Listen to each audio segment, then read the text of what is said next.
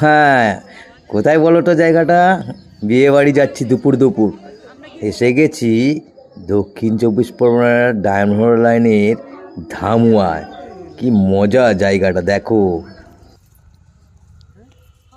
বিয়ে বাড়ি যাচ্ছে, সেজে গুজে চলে এসেছি ধামুয়াতে। আর জায়গাটা খুব সুন্দর জায়গা। এই সেই জায়গা ধামুয়া যেখানে আমরা ছোটোবেলা আসতাম। এই এখনও রয়েছে দেখো, সেই উনুন, সবাই মাটির উনুনে রান্না করতো। এই সেই কাঠ, এই বাঁশবাগান, এই কবির ভাষা সেই রূপসী বাংলা।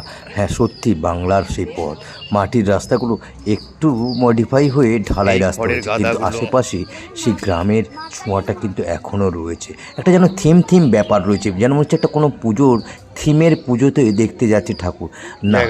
আসলে আমরা আমার দাদার মেয়ের বিয়েতে ঘুরতে এসেছি ধামুয়াতে, আর দুপুর চলে এসেছি, কারণ অনেক দূর থেকে আসতে হয়েছে। আমরা থাকি কোথায়?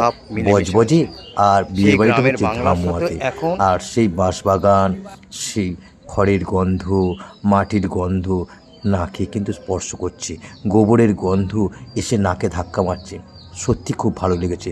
ভিডিওটা ভালো লাগলে শেয়ার করবেন। Tata, bye bye.